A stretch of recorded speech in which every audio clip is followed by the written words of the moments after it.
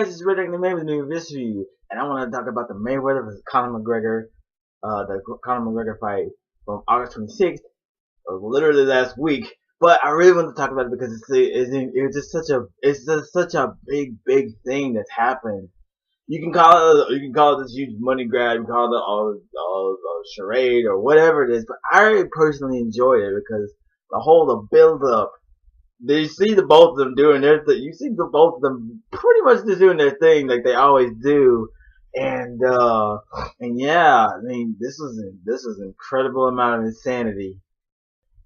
The fight itself was a lot of fun to watch. It had me on the edge of my seat how back and forth it went, and then like I'm guessing, well, from what I keep hearing is like, and it's like you think like to give like McGregor Conor like those early rounds, and then it's like.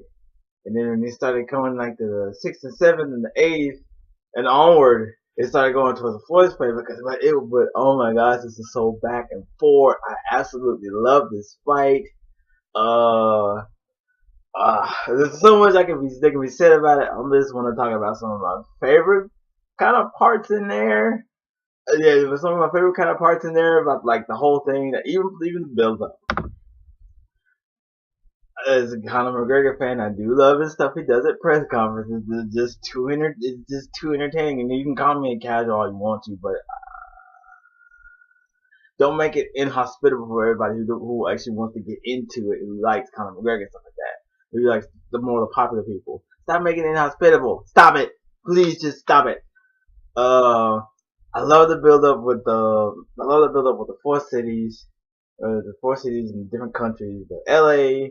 Well, no, I'm joking. Actually, no, it's a bad thing because they did the press conference in Toronto, LA, Brooklyn, and London, and it is just so much fun to watch. And then all the stuff he's talking about, the training, and Paulie Malignaggi. I mean, because I'm also a Floyd fan too, because I saw him I'm a Floyd fan too, because I saw a lot of his stuff too. That includes him fighting the Big Show. But yeah, I like his stuff too, and then I like the way he did his stuff at Brooklyn. It's like he kind of got there too, but the fight itself, it kind of lived up to me. It lived up to like the whole thing it was building up to, like the fact that this was something that had never really been done before. I mean, I'm pretty sure because I remember reading about this other guy who was a boxer who went to MMA. He gets beat, and then of course the one the Muhammad Ali fight had against the karate guy. And it's just insane how this one with Floyd and Conor they turned out, and man, it's just so much that I can. It's just so hard for me to talk about it because there's so many cool things that happen in this entire thing, and the fact that Mayweather, 40 years old, he can still kick butt. I mean, I love Conor McGregor a lot, but he got this time. He got. But and he was talking about his cardio, and he trains in his cardio religiously. I've seen a lot of his stuff, and it's kind of he does like the rowing machine, the underwater treadmill, he does the hydraulic squats, he goes on his bike. He does a lot of that stuff. He does an insane amount of stuff. He does this incredible work ethic. And then you see stuff with like Floyd eating Burger King, going out on horseback, and doing stuff for his strip club. And it's like you're thinking to yourself, why are you taking this seriously? Boy, was I wrong. But because Floyd, my guess is like he was waiting to tire him out, and then eventually he would start picking him off. Cause Conor, he was going in, like, cause it's something I haven't actually quite seen with Floyd, him going forward, cause usually he'll stay in that one spot, and he'll try to figure it out, and then he'll make you miss, he'll defend your shots, and then he'll destroy you. And then Conor, him, like, cause I've seen what he can do. He destroys people. He's been able to like he beat Jose Aldo in 13 seconds. That's pretty legit. And then he went to war with Nate Diaz twice. He made Eddie Alvarez look like he just came in his very first amateur fight. He did a humongous scrap with Chad Mendez, all that stuff. And it's just insane how it's just insane how much this fight was like this humongous thing. It's pretty all any MMA and boxing pages ever talked about. That the discontent about, oh, he's an MMA guy, he needs to stay in MMA, and it's like, hey, can Floyd still kick it even with the surgeries in his hands? I mean, it was a great fight, and it was a fantastic. And I may not be giving any insight or anything like that, but you gotta give it to Conor being able to go for 10 rounds against an undefeated boxer. I mean, you can say what you want, but you still gotta give it to him. He did a fantastic job, and he did better than most of the analysis people were expecting him to do. They were expecting him to get his butt kicked in like 10 seconds or something like that, like he's a day one novice.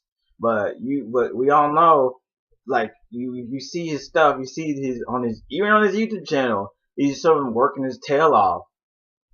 Floyd does too. I'm pretty sure he does. There's a reason why he was 49-0 before his battle with Conor.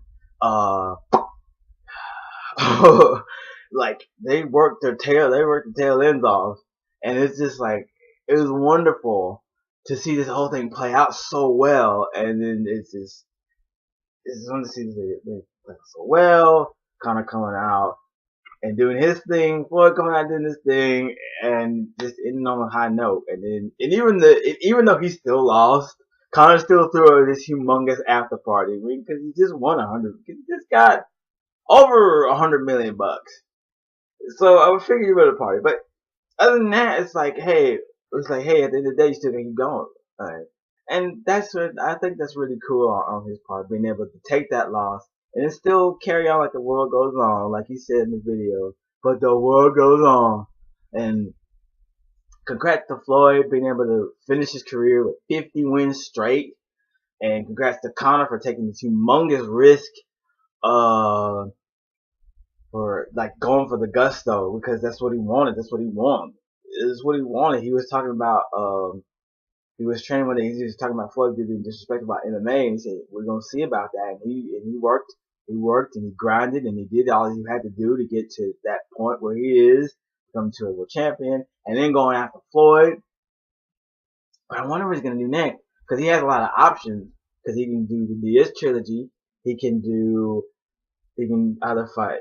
He can box again, or he can do whoever wins between Kevin Lee and Tony Ferguson. Yeah. And like, he's got options. He can juggle. But I really think that fight was amazing, and I loved it. I don't think you're gonna see anything like it. Maybe sometime down the road, but this was a pretty great one, and it's breaking records and all that stuff. And I've also been hearing like stuff like other MMA fighters want to get into boxing too, like Jimmy Manuwa, Stipe Miocic, Jose Aldo,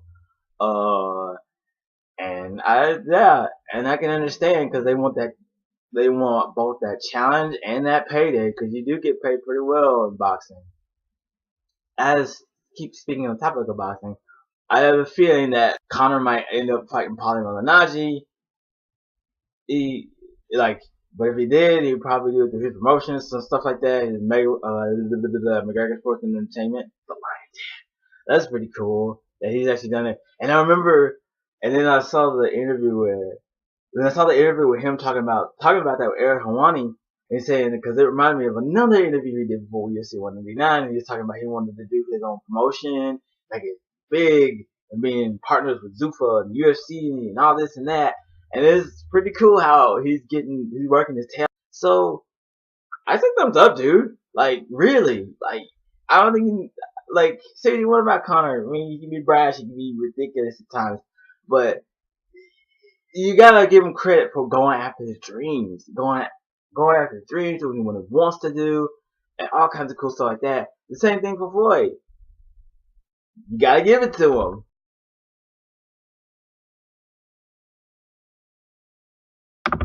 But I'd also like to know why he wore the ski mask in his walkout. That was just kind of random. I mean, you need to take credit. Connor did walk out in the big polar bear mink coat. He's like, hey, you gotta have confidence. I was to pull that look off.